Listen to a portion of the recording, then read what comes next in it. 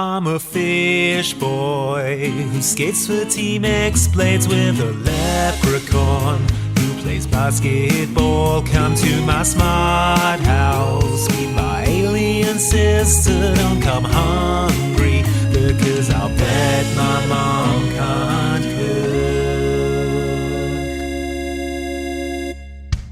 Hi everyone, and welcome back to Mom Can't Cook, a DCOM podcast. I am one of your hosts, and my name is Andy. Hello, I'm the other of your hosts, and my name is Luke. And this week, we have been watching You Lucky Dog. More like You Lucky Audience, because we got to experience this treat of a movie. But it's certainly a point of view.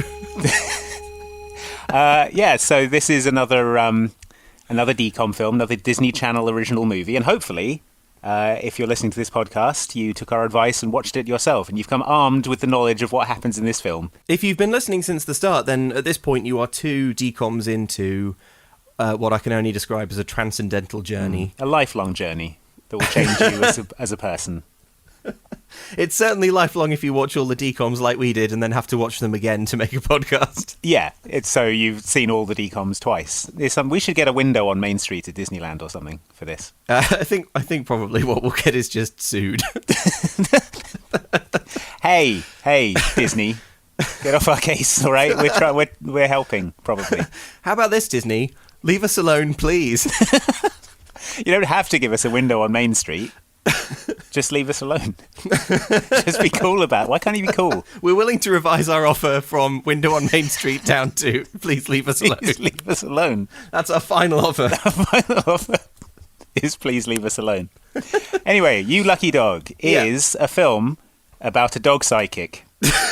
Well, the broad premise is a dog dies and inherits a large fortune. No, a dog doesn't die, a man does. Oh God, sorry. I know it's a very complicated film and hard to understand, but a lot of layers of subtext and things. But it is a man who dies, right? And the dog inherits the money. A man dies, and a dog inherits his enormous fortune. Yeah, his $64 million. And the man, Mr. Windsor, is of the opinion that the only person fit to interpret the dog's wishes as to how the money should be spent is a charlatan dog psychic called Jack Morgan, who, as a boy, genuinely could commune with one dog. With one dog telekinetically. Yeah. But since has lost the gift and has basically just been pretending, but now can actually talk to Lucky. Yeah. Here's a clip of that. Wait a minute, how does a dog inherit money? Well, the entire $64 million has been placed in a trust, and you have been named trustee, Lucky's permanent translator, his legal voice in all matters regarding his whims and wishes for spending the fortune. The dog will be in control of the assets, and you will be working for him. Now, are you sure this whole thing is legal?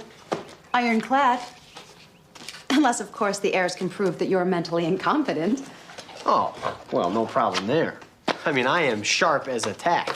This is quite unusual for a Disney Channel original movie in that the protagonist is an adult. Yes. Which you don't see. I was racking my brains about this. I think this is the only DCOM I can think of where there aren't any child principal characters. Yes, there's one child who turns up later on and just doesn't really do anything and then goes away. I mean, we'll talk about this later, but it feels at the end of this film like they ran out of tape or DVDs or whatever and had to wrap the film up early. Yeah.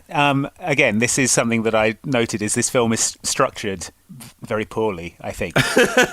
So, like the sort of the standard 3-act structure of a film. You're supposed to have the setup and then the confrontation and then the resolution. This film is about an hour and 20 minutes long, and it's an hour of setup and then sort of 10 minutes of confrontation and 10 minutes of resolution at the end. Well, maybe they shouldn't have given themselves such a complicated thing to set up. Okay, so let's sort of start off with... So the film starts off with like an Audio Network sound-alike of Randy Newman. I don't think Audio Network would dare get this close to Randy Newman. It is absolutely outrageous. Yeah. Togetherness, the two of us together, it's the only place to be. It reprises at the end, and it actually includes the lyric, "You've got a buddy in me."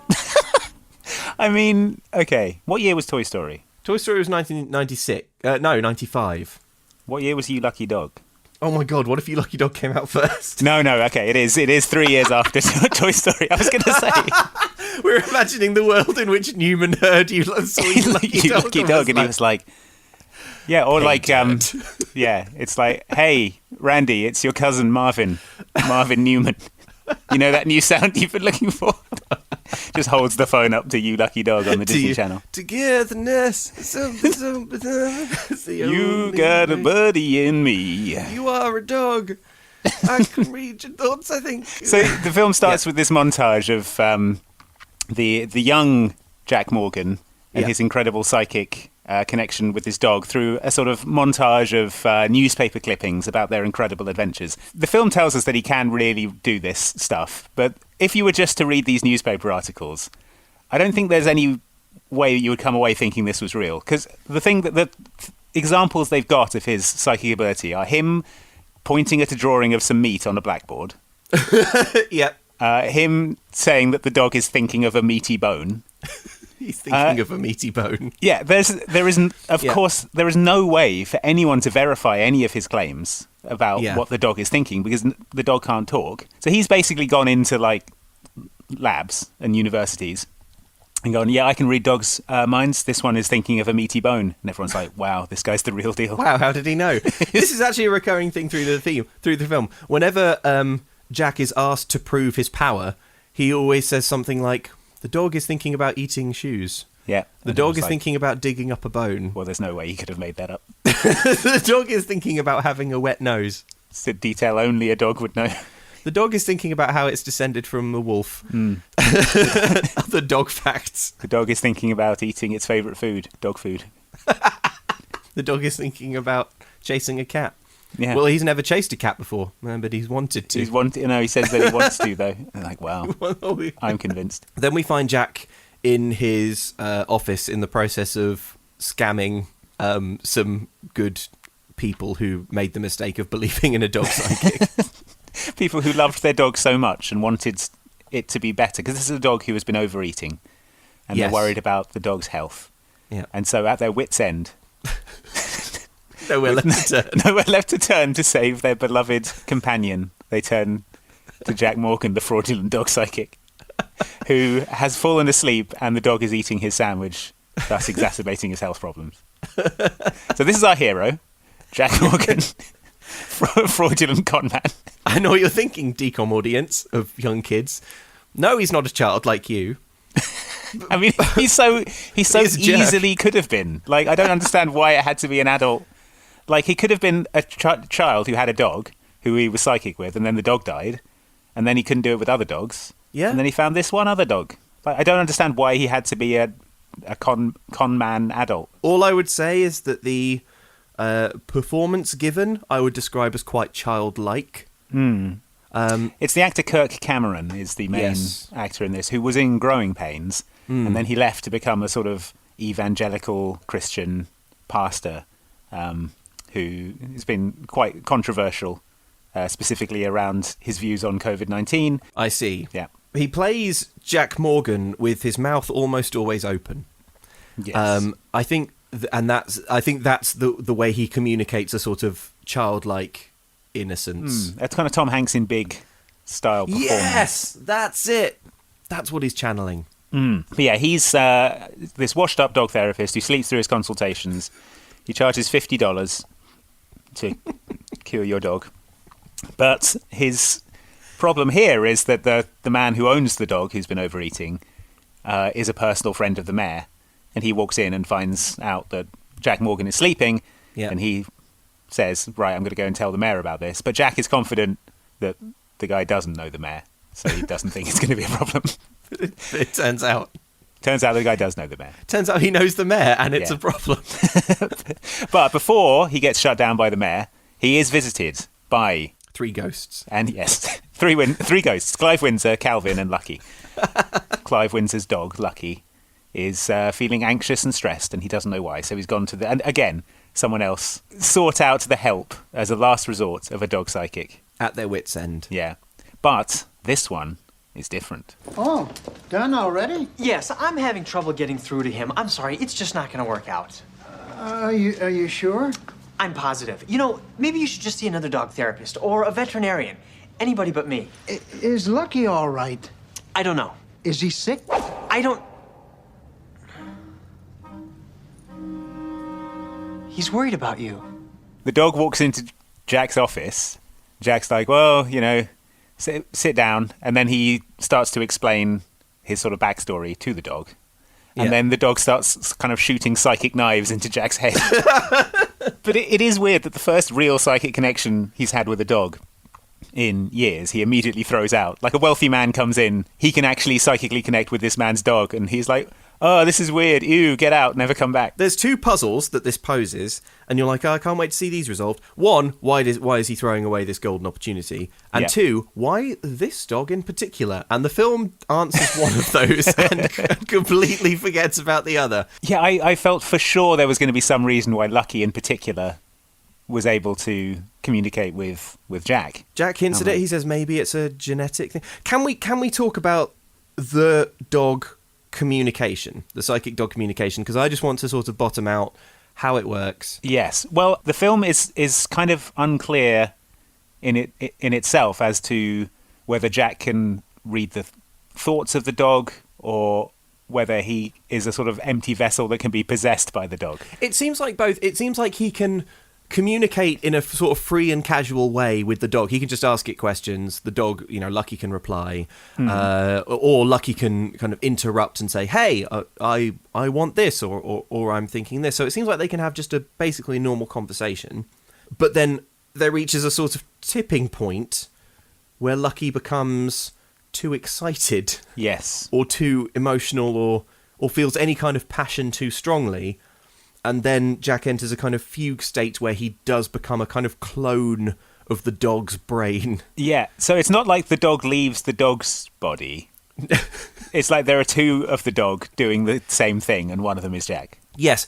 Which doesn't make sense. Like, Jack should go into the dog's body. Where does Jack go? The sunken place? Where's Jack's mind? Well, okay. This is a great point, because I've got written down here in my notes, he seems to black out when this happens, and when he reawakens, when he comes back, he cannot remember what he did while Lucky was inhabiting his body, right? Yeah. However, there are a few odd inconsistencies here, one of which is that he does come back from this fugue state with a full memory and the ability to talk about it in English of what happened during a Lucky possession in the third act, which is a courtroom drama, which we will probably have to devote some of its own time to. Secondly, when he has melded minds with the dog in these moments of high emotional stress, Jack says things and makes utterances that can't possibly be Lucky's thoughts. So, for example,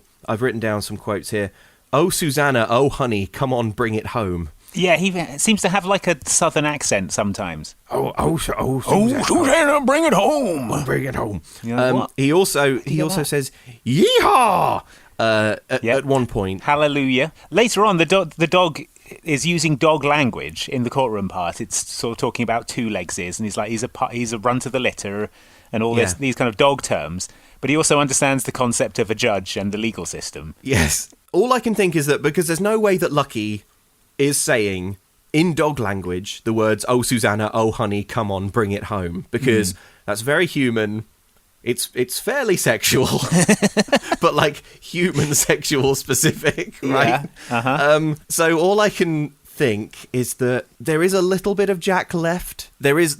He still has the maybe unconscious ability to somewhat interpret and recommunicate. It's like if an alien possessed you and you might still speak in English. I think we have to consider the alternate reading of this film, that Jack isn't a dog psychic. I've got that written down. Okay. Can you interpret this film as there is no psychic link? Yeah. The whole film makes a lot more sense. I think it does make a lot more sense. Because there's only one thing that doesn't make sense if you interpret it that way, and that's that they do sort of do a difficult magic trick. The blind test, yeah. Yeah, but there are so many more things that do come into cold focus and do make sense. I think you could make a case for him working with that crooked attorney. Oh, the one who's underlit like Satan would be. Yeah. If this whole thing was a long con to con the money out of old man Windsor. Yeah, then I mean, it would play out exactly this way. Yes, it would. You would convince him that you're a dog psychic who could speak to his dog. You knew that he'd altered his will to give all the money to the dog. So you would set yourself up to be the dog psychic. You would become the executor of the estate. You would know that the nieces and nephews would try and get their hands on the money. So you would get them to hire your confederate, this crooked attorney. And then that would lead to the big show trial at the end. You get hold of the money, and then once the publicity's all died down, this is not part of the film, but at the end you would just quietly kill the dog. It actually works out either way, because even if something goes wrong and you lose that court case, if you're in league with the evil attorney, his fee is 50% of the fortune. $32 million. $32 million. And can I say, he's like, I'm the best, trust me, I'll get it done. And what does he do for that fee? He does what I would believe is the most obvious thing to do in this situation, is to just go to the newspaper and say, excuse me, this man has de facto inherited a fortune because he claims he can read a dog's mind. Yeah. I think this probably shouldn't happen, and it should go to the blood relatives. And everyone goes, oh no, yes, that does seem like something that shouldn't have happened. And that's his brilliant legal work. Yes, but as we see in the sort of the next scene of the film, chronologically, the blood relatives are all idiots. Right. So first of all, we have the reading of the will. The whole it's two nephews and a niece. Yeah. They're all delighted that he's dead, but he's left them like basically nothing. Yeah. And they're furious. They don't know how they'll live. The woman, for example, uses an imported shampoo. So as you can imagine, that would cost over $10 a bottle, maybe. Whereas almost everyone else's shampoo is made locally. It's domestic shampoo. What I don't understand is the uncle hated them, obviously. Yeah. And yet they lived in his house with him and were allowed to freely use his money to buy imported shampoo. To be that weak-willed to allow that to happen, and yet to write this kind of massive FU of a will where he's all like, yeah, in your face, is like the specific wording that's like, in your face, you dummy, or something. Yeah, there's sick burns, aren't there? It's like, to my nephew Reuben, who is the laziest man in the world, I leave a big chair so he can sit in it and be lazy and fail. Yeah, and to you, I leave nothing, you POS. This is not something that you would write to someone who lives in your house and you give an allowance to. I don't know. It just seems odd. Yeah, and also not necessary to the film at all that they already lived in the house. Yeah. Well, they're like, oh, we've got to get back into our bedrooms and get our stuff. We can't go down a rabbit hole of trying to correct you, Lucky Dog, because this isn't. There's true. It's rotten to the core, you know. There's systemic problems that we can't fix. So anyway, the dog is left the money, and Mr. Windsor wants to make Jack Morgan the executor of this dog's wishes. So he sends around his bodyguard, Calvin, who is Uncle Phil from The Fresh Prince of Bel-Air. Who I would say has range, because I think this is a very different character. Yeah, he played a few kind of like henchman-style kind of muscle roles. He's in Fletch as one as well, as a sort of looming, towering henchman, which is a kind of... But here he's quite gentle. Yeah. No, he is. He's got a kind face. He's the first one to believe as well. Oh, absolutely. Yeah. Well, I mean, how could he not believe? Because he says, all right, here's a test for you. Lucky ate a pair of my Italian leather gloves. Why did he do that? And Jack Morgan says it's because he loves Italian food. And then Uncle Phil, Calvin, is like, yes. Well, I'm surprised that a dog likes Italian food and that you can talk to a dog psychically. Yeah. But wow, what a day. It's like a joke. It's like a joke answer. And he's like, yes. Yes, I'm completely satisfied. But yeah, he goes around and he explains the situation to Jack. He says, this dog has inherited $64 million, and you will be the dog's kind of factotum in spending it. And Kirk Cameron's like, okay. And then he's like, there will, of course, be some light duties involved. And then Jack is like, oh, what?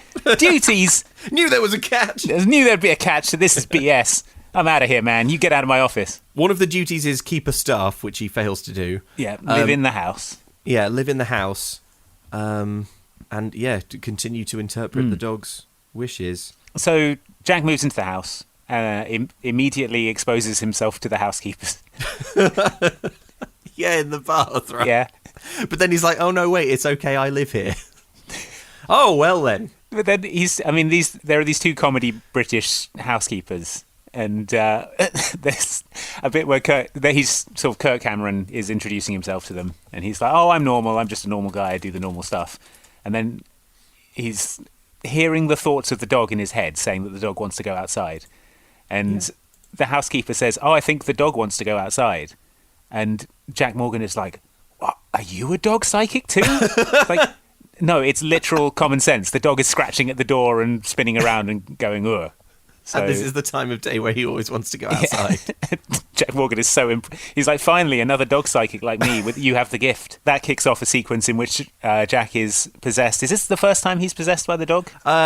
Yes, it is. Yeah. The dog takes over his body. What a possession it is. And they just destroy the garden looking for juicy, meaty bones that the dog has buried in the garden. And then Jack sexually menaces the housekeeper again to the point where she flees. Yes, to the point where she resigns her post. He chases them out of the house to a kind of fun, jazzy soundtrack, completely inappropriate for what has to be the most terrifying episode of these women's lives. I mean, the kind of upbeat, jazzy soundtrack is pretty relentless. Well, I thought it was it was quite a bold choice to make so much of the soundtrack of this film loud, piercing dog barks.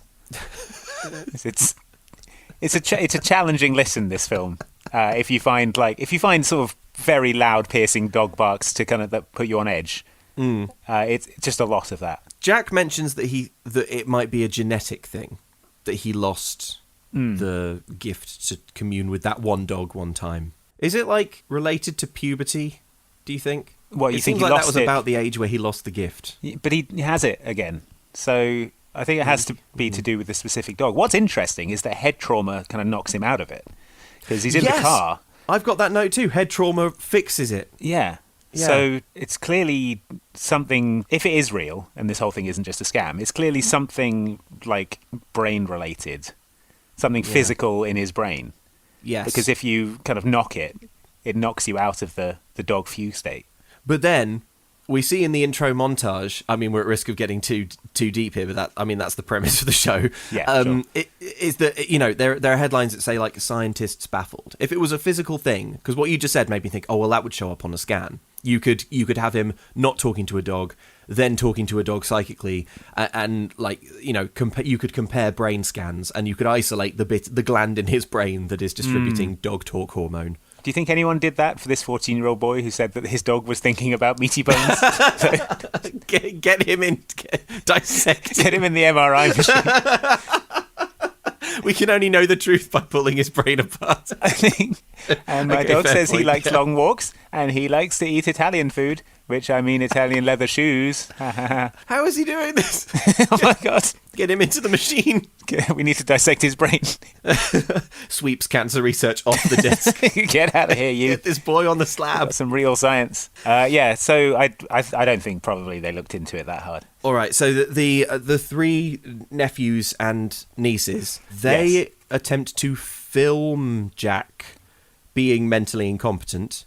Well, I think they were just going to sort of follow him and see if he did anything weird. But the second... Which he does. Yeah, I mean, the second they encounter him, he is leaning out the window of a car, barking like a dog and growling. Jack makes no effort to hide this. If I was Jack, and I knew that when Lucky got excited, I was going to, basically channel him, I would become reclusive.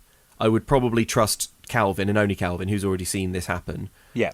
I would keep the dog sedated. Yeah, exactly. And I would say, look, Calvin, I want to discharge my duties honourably.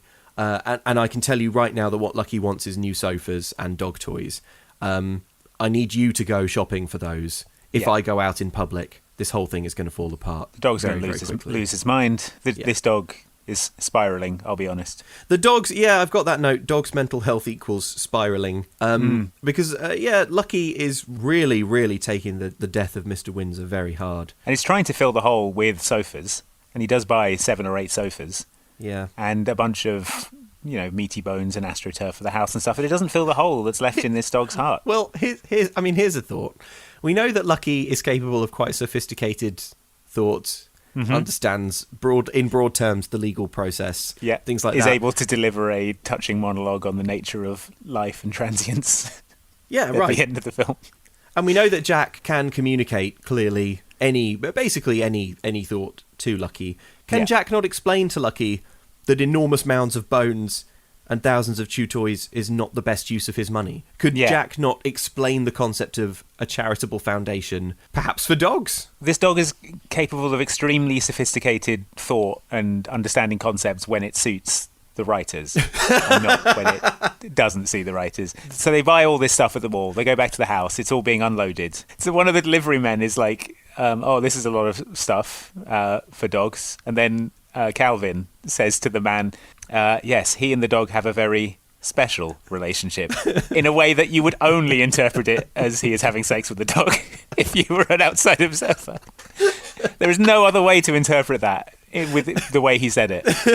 That scene really should have ended with Calvin, like, slipping $100 bill into the pocket of the... You saw nothing. You saw nothing. So then you get the scene where they take you on a tour of the house, which has been redecorated for the... Which has been destroyed. At the whims of the dog. So it's been entirely covered in AstroTurf. There's a huge sofa in the shape of a bone, which wasn't one of the 7 sofas that they bought at the sofa store. Yeah, surprisingly, that sofa shop didn't have a big one in the shape of a bone. But the weirdest thing about this sequence is that they obviously shot it and then decided that the camera was moving too quickly. Yes. For you to really be able to take in some of the things that were there. So what they've done is they just sort of stop the footage so that you can look at the things that they want you to focus on. But it's because it's in motion, it's a sort of weird, grainy, blurry still. I thought my Disney Plus was buffering. Yeah, same. But same. It's not. It's just that's the way that they shot this film. And when that camera panning sequence concludes, because the camera stops moving, and then Jack immediately says something to the camera, and up until that point there's been kind of like Jack voiceover. You go, oh, I see. They filmed this. The timing was wrong. They needed to slow it down somehow. Yeah, and this is the best solution they could come up with. It's awful. It's like it's genuinely horrible to watch and look at, and has aged very badly because, as you say, anyone watching it now on a high-res TV will see that it is a blurry freeze frame and will think their internet has, bought. Yeah, it's just the laziest solution. And, it kind of, I guess, shows you the amount of effort that went into making You Lucky Dog. But yeah. Or maybe the amount of effort that went into editing You Lucky Dog. Because, like, I'm often surprised when I watch DComs because, you'll have, like, a scene where they're driving along and it's like, okay, well, obviously they had to block off this whole street for filming. There are, like, 3 cars involved. There's a bit where a car does a slightly exciting weave, so that's probably requires a stunt driver. Yeah. Then in the background there are 2 other cars going past. They're probably sort of extras as well. Mm-hmm. You've got this huge scene in the mall. On the one hand, these films look very cheap, but then when you actually start to look at what's happening, you think, well, they can't be. They can't be that cheap. I mean, spend the money on. They got Kirk Cameron. He was a big TV star. Do you know what I would spend the money on? If you gave me the Lucky Dog budget and you said reallocate this somewhere, I would take money from something and put it into hiring a person to voice Lucky's thoughts. It's very weird. I was surprised that wasn't. I mean, that's the obvious way of presenting. Yeah. The concept of a dog psychic is he can hear the dog's voice in his head. And yet you never ever get that. It's a talking dog movie. It's practically its own genre. Yeah. It is profoundly odd to me that that Lucky does not have a voice. I feel like if you suggested that to the screenwriter, they would pause for a full minute. And then go, oh yeah, that is better. They'd pause for a full minute and then go, but I've nearly finished. But it's due in tomorrow. It's due up on Disney Plus tomorrow. Yeah, it feels like it didn't occur to them, or else that's what they would have done. Well, for one thing, it would have made it absolutely clear that he can psychically talk to the dog, which is... Again, a troubling ambiguity currently. Andy, there's one regard, isn't there, in which dogs are exceptionally lucky? Yep. They don't have to wear clothes. Great food. No, yes, the one thing you were talking about. Clothes. Yeah. Yeah, well, I don't know. I saw a dog in a neckerchief the other day. Did you? He looked very swank. Yeah, but a dog can put on a neckerchief and people will say that dog is dressed. If I put on a neckerchief and nothing else. Or indeed, if I put on just a neckerchief and a leash and one of those canine harnesses. Yeah. No one would say I was and dressed. I eat dog food and everyone's like, that's weird. It's a double standard, isn't it, Luke? And that's what I hate about it. It is, and it's awful being a human, and it's awful having to wear clothes. But easing the pain are Insert Coin, who are bringing you this episode of Mum Can't Cook, a Decom podcast, as a sponsor. Thank you very much, Insert Coin, for sponsoring us. Insert Coin are the people who make cool official clothes and other things like pins based on video games that you love. Video games such as Monster Hunter, Resident Evil, Streets of Rage. I love Streets of Rage. It is a lovely time just browsing the Insert Coin website. Life is Strange. I have a few Life is Strange Insert Coin t-shirts that I dearly love. The good folks at Insert Coin have given us a code to give to you if you want to get 20% off online orders, not including bundles, charity items, gift cards, or postage. Each code, one use per person, and they'll be valid until the end of 2022. You just need to go to the website, www.insertcoinclothing.com, and then to this special code for this episode, K9 out of 10. Which is, it's a funny joke code, but it is also a super unrealistic rating for you lucky dog. Yeah. So I think 6 is generous.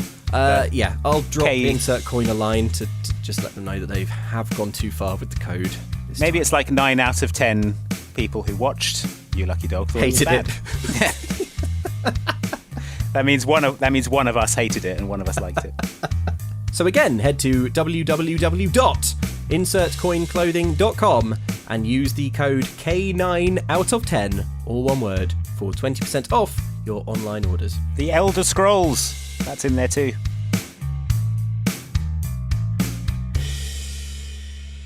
Can we talk about the SAS style incursion? Yes. Well, that's what happens. Yeah. That's what happens next. Is the nieces and nephews currently don't want to engage the crooked lawyer because he wants 30% of the money.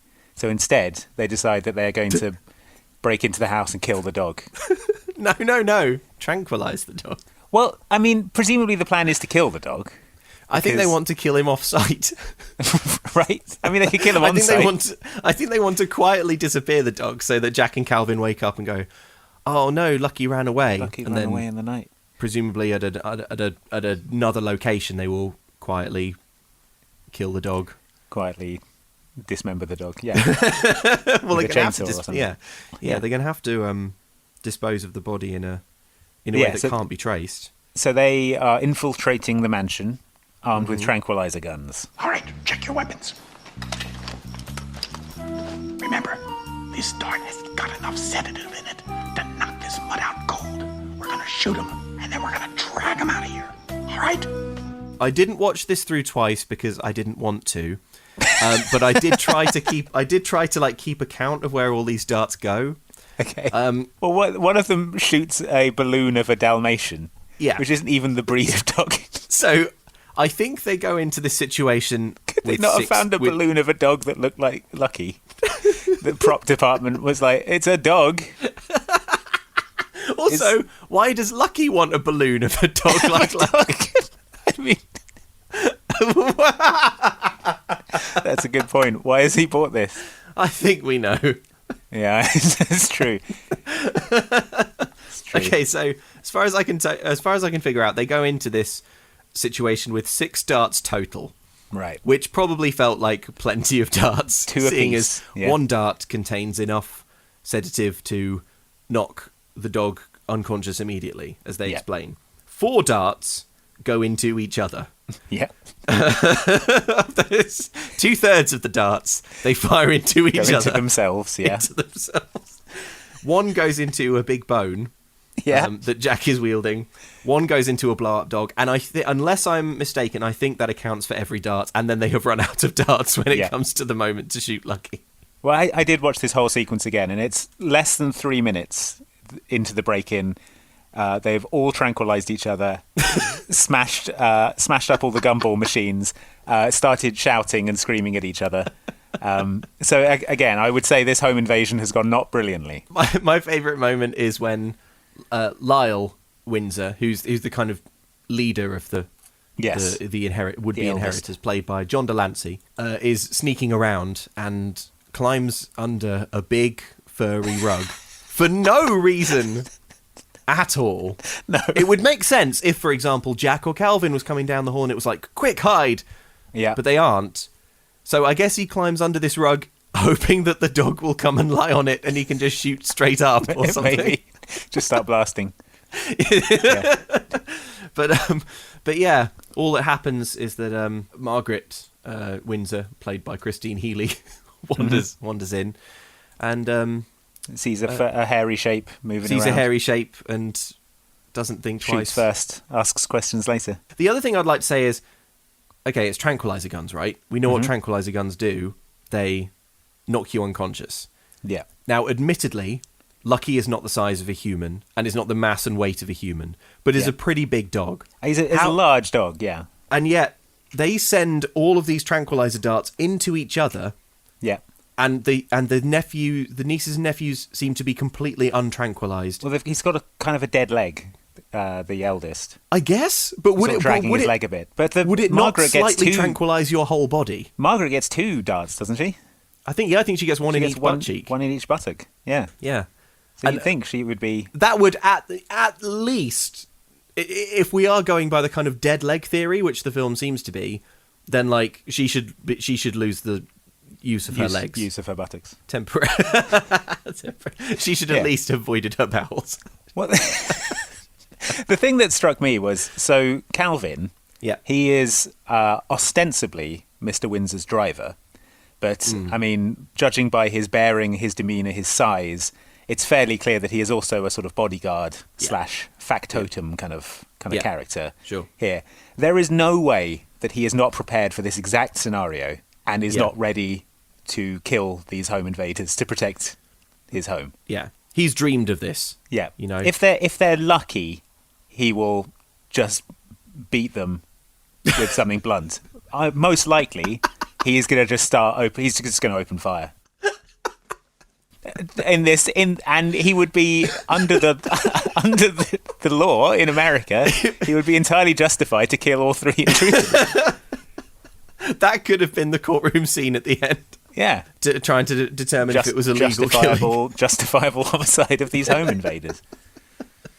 As it happens, they are lucky to get away with their lives because although there are only madcap antics and nothing worse than that, they do fall out of a window. Yeah, and luckily, sort of into what I would say is a shallow pond.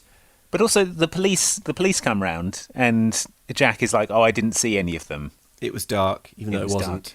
Yeah, and but he knew it was them because he can smell them because he has a dog's psychic smelling ability. Yeah, and yet he decides, instead of just saying to the police, "Yes, I saw them."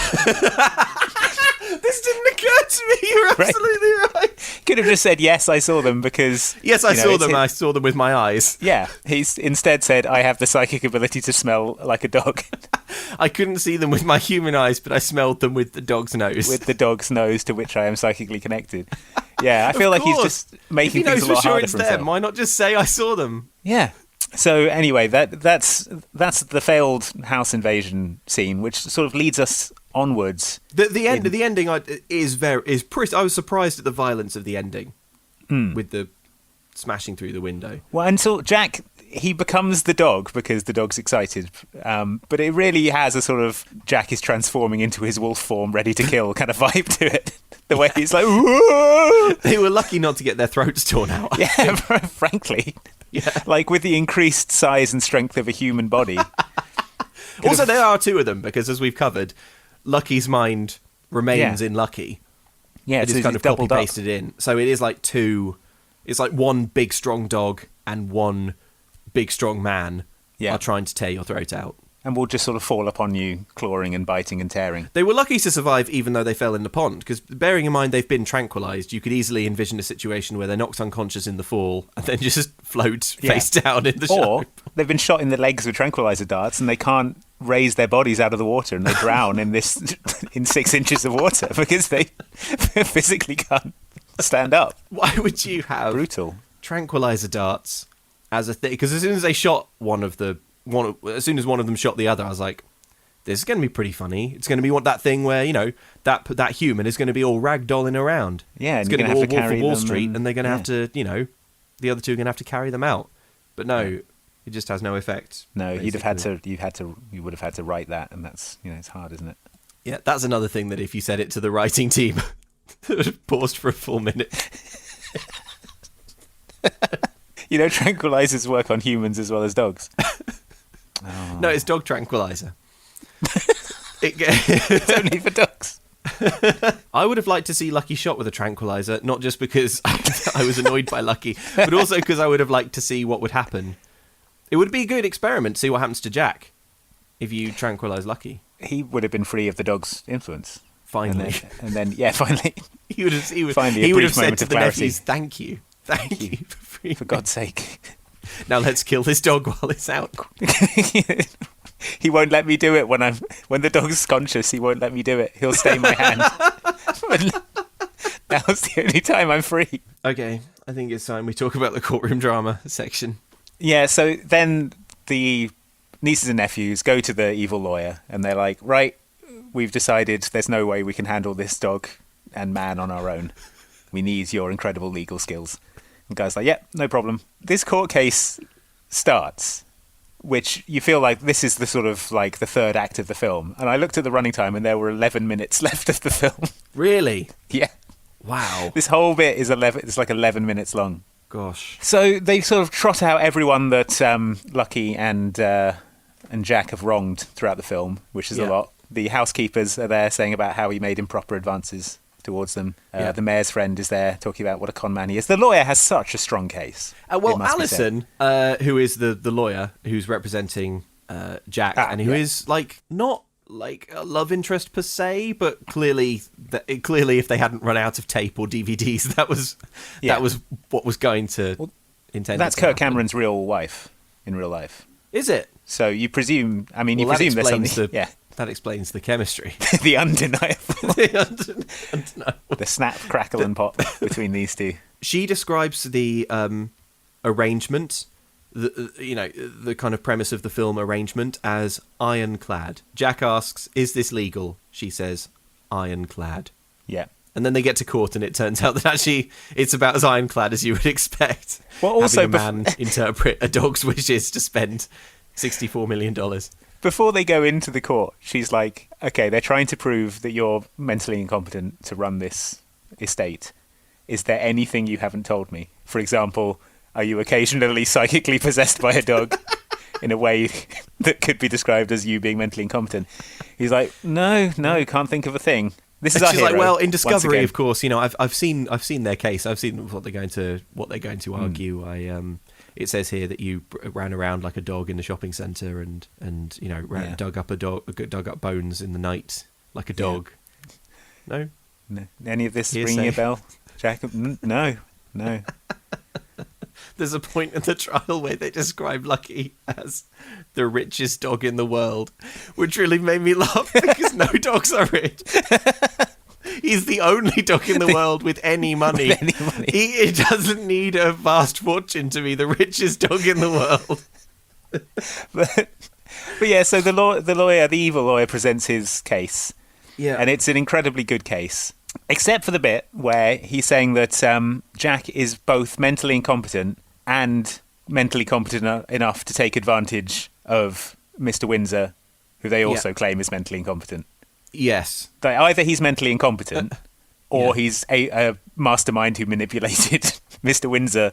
He can't be both, surely. Well, you don't need to have that strong a case when all Alison Taylor is doing is occasionally standing up and saying objection, and only the word objection. Well, I mean, to be fair to her client told her that he doesn't turn into a dog. And then she was immediately confronted with reams of evidence that he does. So she's probably on the back foot a little, I think. Yeah, that's fair.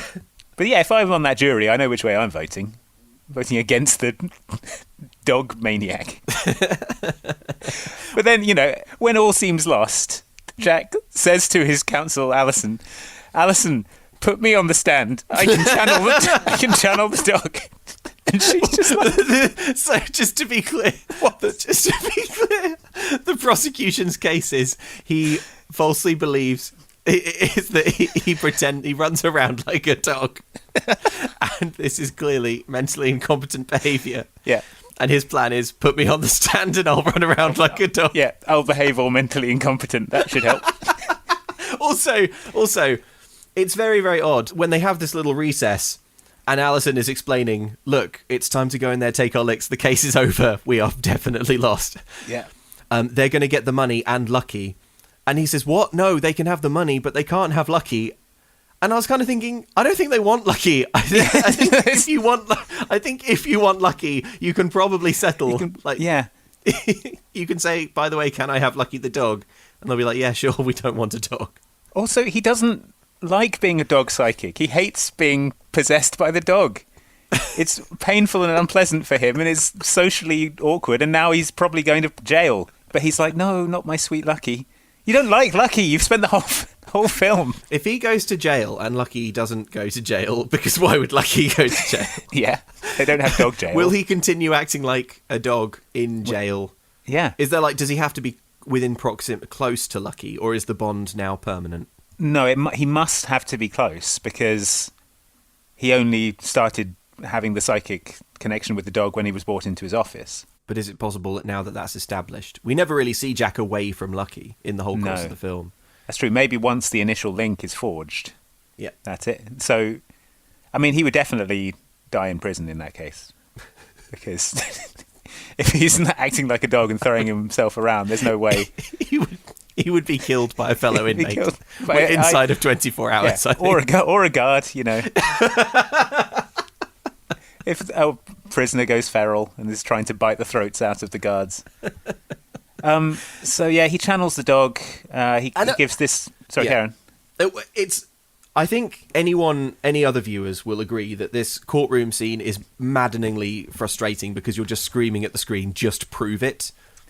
Like you can actually talk psychically to a dog, so just find a way to prove it.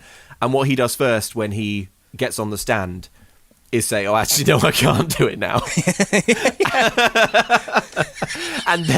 and then goes back to his old favourites of, oh, what's Lucky thinking about now? He's thinking about eating your shoes. He loves eating shoes. A juicy bone. Trot out the old 14-year-old routine. And the jury just start chuckling. They're like, oh, we're loving this. This is great. That must be real. We're warm-hearted and it's real. But yeah, they do a blind test where they ask the lawyer to kind of show objects to the dog that Jack can't see.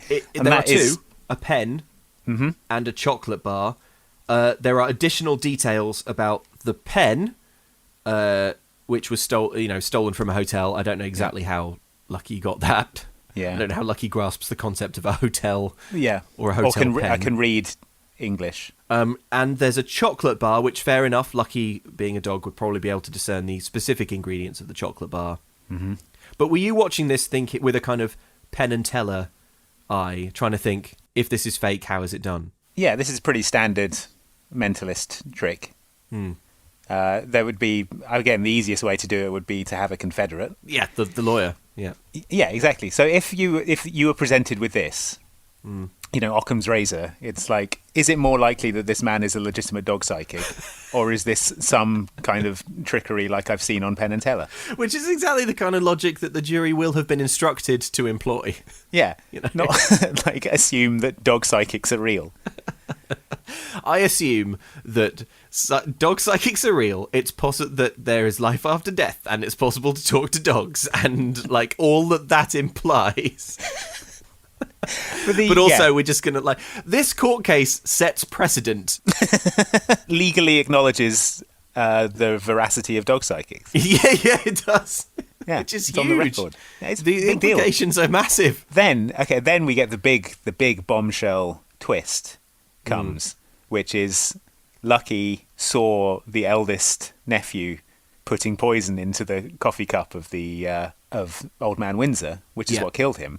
And so Jack Morgan turns to Lyle. Which, again, he should not be able to do this. He should come out of... In every other instance, he's come out of the Lucky state, not really knowing what he's seen or what's happened. Yes, and yet he has full access to Lucky's visions. Yes. Maybe they're growing stronger bonds by the minute. Your mind will only catch on that for a moment, because then something much more illogical happens next, right? Yeah. So he says, "Oh, Lyle, you put poison in the old man's coffee, didn't?" Well, Lucky doesn't know what you put in the coffee, because I guess selectively dogs don't know what poison is, but but I do. It was poison, wasn't it, Lyle? You poisoned him. Now, if you're Lyle in this situation, yeah. I don't know about you, but I would say, No. I would say, no, I didn't. Or I would say, prove it. Or I would Yeah. say, this trial is literally about you being Yeah. a con man and mentally incompetent, and you've just climbed up off of the floor where you've been Yeah. rolling around to accuse me of poisoning my uncle. Yeah. Can we get back to the matter at hand, Yeah. please? Which is that this man is crazy and Now not tell fit me, to Andy- manage. Instead, what would you not do? Probably what I wouldn't do is spring to my feet and draw a revolver and say, "Stand back, everyone! I've got a gun." I've got a gun Yeah. and I poisoned you. Yeah, I murdered the old man, and I'll murder all of you too if you don't let me get out of here. Well, of course, he senses that the jaws of justice are closing on him because this man who's on trial has climbed up off of the floor and said you poisoned him. Like, just started accusing random people of murder. But in this case, he was right, wasn't he? Yeah, and then he shoots Lucky. Yeah, yeah, but it's not very well.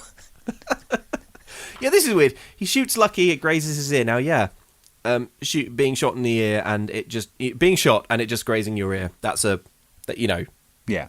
a lucky escape, no pun intended. But then Jack Morgan, obviously psychically linked to Lucky, goes ow instead of rolling around on the floor in actual pain. When Lucky dies, will Jack die? Absolutely. Well, I mean, it depends how Lucky dies. If Lucky gets overexcited and runs into the road, then yes, Jack is going to run into the traffic as well, isn't he? Just It's going to be very hard to keep Lucky and Jack alive. I'm just so glad we never get to see what happens when it's mating season. Let's just leave it at that.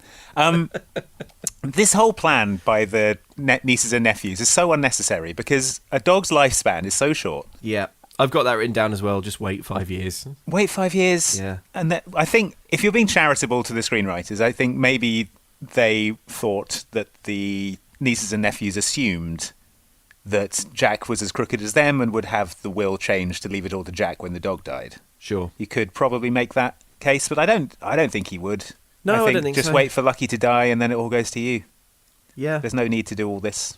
Also, I know murder. that this film is littered with people assuming that dog psychics are real. But Yes. if you were the notary who was asked to change a will, and it was the dog who had all the money, and the dog psychic said, "Here's what the dog wants.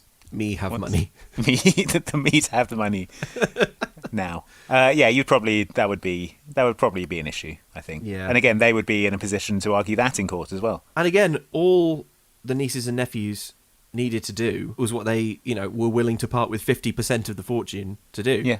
Which was to go to the local news and say, "This has happened. Don't you think that's kind of effed up?" Yeah. And also look at this guy, he's eating bones and rolling around in the dirt. Yeah. Well, I don't know, we're going to need the best lawyer to find witnesses. Oh no, there they are. Why don't we just go where he went? Yeah. Did anyone around here see a man running around like a dog? Yes. Yeah. Yeah. Whoa. We all saw form a it. line. Yeah. It happened in the mall, the most public place in town. It would have made the local newspaper for sure. Yeah. You definitely get the feeling that the film ends quite hastily, like they paced it a bit weird, because you never really get any sort of romantic conclusion between Jack and Alison. He tries to ask her out at one point, but then some dog nonsense happens to interrupt. Yeah, although presumably she would say no, seeing as he, put her career on the line by lying about melding minds with a dog, and was very rude the first time he met her, being surprised that she was an attorney. And that's true. He was like, "You're an attorney. You're the attorney, you're even a though woman. you are a beautiful woman." Even though you woman." And she's just gone. We get some backstory about how she's just gone through a divorce, and her husband got the house, and she's got this. Yeah. Is that her daughter? Yes. It is her daughter. Yeah. So she's I mean, maybe not much of a lawyer if she lost the house. That's true. That's true. Not a great sign. Lost the house in her own divorce. Yeah, has full custody of the child and yet lost the house somehow. Well.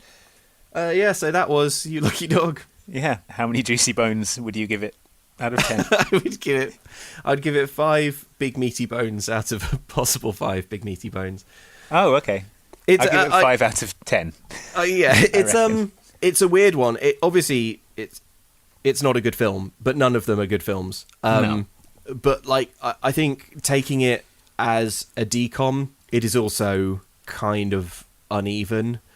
Yeah. It has a kind of fun, wacky decom premise that it doesn't really stick to or really interrogate. And again, like, there are no kids in it, and it ends Yeah. in a courtroom drama. It's like the tone is all over the place. Yeah, and the pacing as well is, like I say, it's terrible.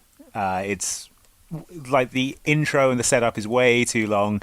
Then the actual conflict stuff is about 10 minutes, and the whole thing is wrapped up. It was like you got the very lowest point of the court case, where it seems like there's no way they're going to resolve this, and then someone just pulls a gun and says, "Actually, it was I." And you're like, "Oh, good, that was convenient." I pressed pause during the poison revelation and was shocked to see that there was like 3 minutes and 30 seconds left, including credits. Including credits. So yeah, it's an interesting decom, not least because it's the only one with an adult protagonist. It was an early one, so they were still figuring out the format, I think. Next time, if you're joining us for our next episode, we're going to be watching the Disney Channel original movie Horse Sense. It's from hard to say 1999. and hard to watch. Horse Sense. Horse sense. So that's your homework. Yeah. Would you like me to read you the description? Of Yes, Horse please. Sense? Yes, go. When 11-year-old Tommy visits his spoiled cousin Michael in Beverly Hills, he feels completely out of place. But the tables turn when Michael is sent to Tommy's Montana ranch for the summer. When the family learns that they may lose their ranch, the two cousins must pull together to save it. But what this film will introduce to our listeners is this is the first one that we're watching that features the Lawrence brothers. Yes. Disney Channel original movie mainstays, the Lawrence brothers, Joey, Matthew, and Andrew. Three brothers. They starred in a few decoms. You may remember Joey Lawrence from Blossom. He was Joey in Blossom. He had a sitcom with Melissa Joan Hart called Melissa and Joey. He plays Joey. He just plays himself in all of these. But the Lawrence brothers are great, and I can't wait to watch Horse Sense again. I'm looking forward to seeing the Lawrence brothers back. Yeah, we thought very hard about which one to do next, because we want to kind of start by laying out the kind of different bastions of decoms. So it was between like a Lawrence brothers one and a sports one, because I feel like that's the other kind of like big decom thing that we haven't covered off yet. I feel like next one after this we'll do a sports one. I think we'll have to do a sports one, but we just couldn't leave. Just got to get those Lawrences. We can't do the podcast this long without the Lawrence brothers being in there. So we're introducing them with, I would say, their weakest film. we're saving the really good one. Trust me though, it's worth watching Horse Sense. It's worth getting familiar with the Lawrence brothers, because it does all build up to an Avengers Endgame style crossover event. Lawrence Brothers Spectacular. Oh my god, I can't wait for that one. So that's your homework. Go and watch the Disney Channel original movie Horse Sense. It's on From Disney+. dogs to horses. Yeah. Where will we go next? What's higher in the food chain? Apes. Are there decoms about apes? I feel like there is. Must be, definitely. Anyway, Horse Sense, watch it, and then send us your thoughts. Let us know what you thought, and we'll read out some of your best comments in the podcast. Yep, you can email the podcast at momcan'tcookpod@gmail.com. And while you're doing reviews and thoughts and stuff like that, how about leaving us a 5-star review? Because it's the best way to get this podcast trending on iTunes, which frankly would be very funny to me personally. So and to get it in front of Disney's lawyers, who will ask us to stop doing it. Exactly. And also to get it in front of people who just listen to normal podcasts about serial killers and or like the Best of the Today Show from Radio 4. Yeah, exactly. And imagine a stuffy old gentleman spitting out his cornflakes when he goes to his podcatcher of choice. And it's rolled straight from Just a Minute into this. Yeah, exactly. What? Exactly. Yeah. But so leave a review to make that happen. And then some 90s ska punk starts playing, and Luke and I kickflip through the window. The dream. Yeah. And you know what we're wearing when we kickflip through that window? What are we wearing? We're wearing the official Mum Can't Cook merchandise. We're wearing the t-shirts. I've got a sticker on my board. Nice. And we're having a great time. And you too can be that radical to the max by going to momcan'tcookstore.com and checking out the fine wares available there. That's right, there's a Kick Butt Video Screens t-shirt that I personally love and some other great items that I think you will enjoy. And I think that is all we have to say for now, except obviously go watch Horse Sense. Saddle up. Yeah, go and get some Lawrence brothers in your life. I earned my degree online at Arizona State University. I chose to get my degree at ASU because I knew that I'd get a quality education, they were recognized for excellence, and that I would be prepared for the workforce upon graduating. To be associated with ASU, both as a student and alum, it makes me extremely proud, and having experienced the program, I know now that I'm set up for success. Learn more at asuonline.asu.edu.